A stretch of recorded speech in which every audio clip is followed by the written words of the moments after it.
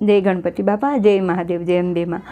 આજે ત્રંબકેશ્વર મહાદેવની કથા કહેવા માગું છું. નાસિકની અંદર ત્રંબકેશ્વર મહાદેવનું મંદિર છે ને, એની હું કથા કહેવા માગું છું મિત્રો.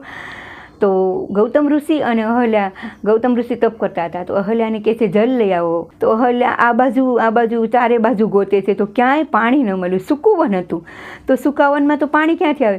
પછી અહલ્યા તપ કરીને પ્રાર્થના કરે છે કે હે ગંગા મૈયા, અહીંયા મારા પતિનો તપ તૂટશે, એને તો હું પાણી ક્યાંથી ઉત્પન્ન લાવું? તો ખાડો ખોદે છે. ગંગા મૈયા કહે છે આ ખાડો ખોદ, એમાંથી જલ થાય છે. અને જલ એટલે ગંગા મૈયાનું તો જલ કેટલું પવિત્ર અને મીઠું હોય.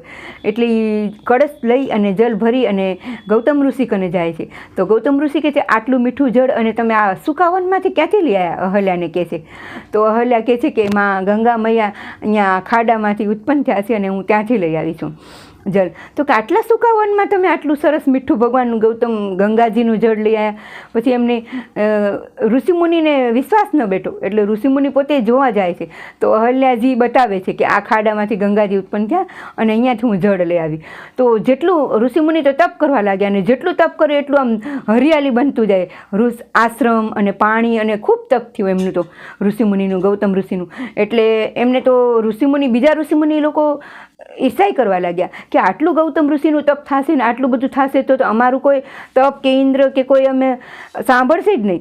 એટલે ઇન્દ્ર ભગવાનને કહે છે કે ગણપતિ બાપાને ઇન્દ્ર ભગવાનને કહે છે કે તમે હવે કોઈ ઋષિમુનિનું તપ છૂટે ને એવું કાંઈક કરો. ત્યારે ગણપતિ કહે છે કે તમે જે કહો છો ને એ ખોટું છે, પણ તેમ છતાં તમે મને બોલાવ્યો છે તો હું તમારી આજ્ઞાનું એક વખત પાલન કરું છું.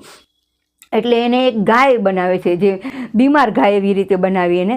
અને હરિયાળી હતું જ્યાં આશ્રમની બાજુમાં, ત્યાં ગાય ચરે છે, ઘાસ ચરે છે.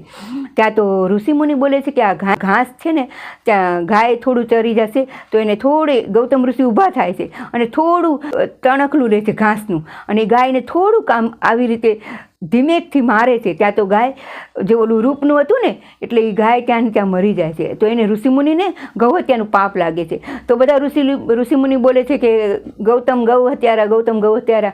ત્યારે ગૌતમ ઋષિ ખૂબ તપ કરે છે મહાદેવનું અને કહે છે કે ભગવાન, મેં તો કોઈ દિવસ કોઈને ગાયને કે કોઈ દિવસ પાપ કર્યું નથી, પણ આ કેવી રીતે બન્યું આવું? ત્યારે મહાદેવ પ્રગટ થાય છે, અને ત્રંબકેશ્વર મહાદેવ પ્રગટ થાય છે અને બોલે છે કે ગૌતમ ઋષિ, તે તો કાંઈ નથી કર્યું, પણ આ ઋષિ લોકો છે ને તારું તપ જોઈ નતા શકતા, અને તારા તપને લીધે એને બધા ઇન્દ્રને અને ગણપતિને પ્રાર્થના કરી હતી ઋષિ લોકોએ, અને કીધું હતું કે આ જે ગૌતમ ઋષિ જે તપ કરે છે ને એનું કાંઈ ભંગ થાય એવી રીતે કરો. ત્યારે એ ગણપતિ અને ઇન્દ્રદેવ આવી અને આ ગાયનું ઉત્પન્ન કરી હતી. અને આ ગાય, જે ગાય હતી એ ગાય નથી, મહાદેવ બોલે છે કે આ ગાય એમને ઋષિમુનિના તપથી બનાવેલી ગાય હતી. એટલે ગૌતમ ઋષિ બોલે છે કે મહાદેવ, હવે હું શું કરું? મારે પાપનું નિવારણ શું, કેવી રીતે કરું? ત્યારે મહાદેવ પ્રગટ થાય છે કે ગંગા માતાજીને કહે છે, મહાદેવ જટા પછાડે છે અને ગંગાજીને કહે છે કે ગંગા, જે આ પાપનું નિવારણ કરવા ગૌતમ ઋષિના કુટુંબને તું મુક્ત કર. ત્યારે ગંગાજી કહે છે કે મહાદેવ, હું અહીંયા તો બિરાજમાન થાઉં, પણ જ્યારે ગૌતમ ઋષિના કુટુંબને તો પાપમાંથી નિવારણ કરું, પણ બીજા બધા સજ્જનો લોકો, દુર્જન લોકો આવે, એ લોકોને હું કેવી રીતે મુક્ત કરું? ત્યારે કે ગંગાને કહે છે કે તારે 28 યુગ સુધી તારે, મહાદેવ બોલે છે ગંગા, તારે મનુષ્યમાં ધરતી ઉપર રહેવું પડશે તારે. ગંગાજીને કહે છે. ત્યારે કે ઠીક છે મહાદેવ. ત્યારે એને દુર્જન ને સજ્જન બધાને જે ગંગામાં સ્નાન કરે છે એને ગંગાજીના પાણીથી એને થોડી મુક્તિ મળે છે અને પાપ ધોવાય છે. તો મહાદેવ કહે છે કે ગૌતમ ઋષિ, તારા તપને લીધે હું અહીંયા પ્રગટ થઈશ. અને ગૌતમ ઋષિ પાછા કહે છે કે મહાદેવ, તમે બ્રહ્મા અને વિષ્ણુ, તમે ત્રણેય દેવો થઈને અહીંયા સ્થાપના કરો, ને માં જ્યોતિર્લિંગ રૂપે, હું ત્રંબકેશ્વર જ્યોતિર્લિંગ રૂપે હું પૂજા કરું. ત્યારે બ્રહ્મગીરી પર્વત ઉપર, અને જ્યારે કોઈ મનુષ્ય લોકો, પાપી લોકો, દુર્જન લોકો કોઈ બી આવે એને બ્રહ્મગીરીની જો પરિક્રમા કરશે ને, તો એનું ગૌતમ ઋષિ કહે છે કે ત્રંબકેશ્વર મહાદેવને જે દર્શન કરાય ને એનું એટલું ફળ મળે છે. એટલે ગૌતમ ઋષિનું પ્રગટ, અને એના તપને લીધે મહાદેવ પ્રગટ થાય છે. અને ત્યાં ત્રંબકેશ્વર મહાદેવ રૂપ થઈ, અને ત્યાં નાસિકની અંદર ત્રંબકેશ્વર મહાદેવનું મંદિર છે. ત્યાં ત્રંબકેશ્વર મહાદેવનું જ્યોતિર્લિંગ રૂપે આવે છે, અને બ્રહ્મા, વિષ્ણુ અને મહેશ ત્રણેય બિરાજમાન થાય છે ત્યાં. અને એ જ્યોતિર્લિંગનું નામ છે ત્રંબકેશ્વર મહાદેવ. કાંઈ મારથી ભૂલ થઈ હોય તો મિત્રો ક્ષમા કરજો, પણ જે મને એટલું યાદ રહે છે એટલું મેં બોલી છું. એ ત્રંબકેશ્વર મહાદેવ આપણું જ્યોતિર્લિંગ નાસિકની અંદર છે ને, એ ત્રંબકેશ્વર મહાદેવની મેં ગંગા મૈયાની અને તપની વાર્તા કરી. થોડું ઘણું કાંઈ આગળ પાછળ થઈ જતું હોય, જ્યોતિર્લિંગ છે એટલે કોઈ અલગ રીતથી વંચાતું હોય, કોઈ અલગ રીતથી વંચાતું હોય, જેટલું યાદ રહે એટલું હું બોલું છું.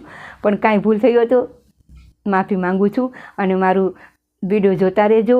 અને આ અત્યારે તો હિંડોળા ચાલે છે કૃષ્ણ ભગવાનના, એટલે એમાં કૃષ્ણ ભગવાન, રાધાજી એ બી આમ અલગ અલગ હિંડોળા, અલગ અલગ રૂપ જોઈને આપણે એટલી આમ મજા આવે છે ને. કૃષ્ણ ભગવાન અત્યારે 12 મહિનામાં એક જ વખત આ 1 મહિનો હિંડોળાના ટાઈમે કૃષ્ણ ભગવાન રાધાજી સાથે રાસ કરે છે અને હિંડોળા ઉપર ઝૂલે છે અને રાસલીલાનો આપણે આનંદ કરીએ છીએ. ખૂબ જોવાની મજા આવે છે. આપણે અલગ અલગ કૃષ્ણ ભગવાનને સજાવીએ, અલગ અલગ તૈયાર કરી, એ લીલા બી અપરંપાર છે ને મિત્રો. બસ બીજું તો મારાથી કાંઈ યાદ રહેતું નથી, યાદ આવે એટલું હું બોલું છું. અને આ ત્રંબકેશ્વર મહાદેવનું દર્શન કરજો, નાસિકની બાજુમાં જ. ખૂબ ખૂબ ધન્યવાદ. અને શોભના જોશીનો વિડીયો જોતા રહેજો. થેન્ક યુ, આભાર.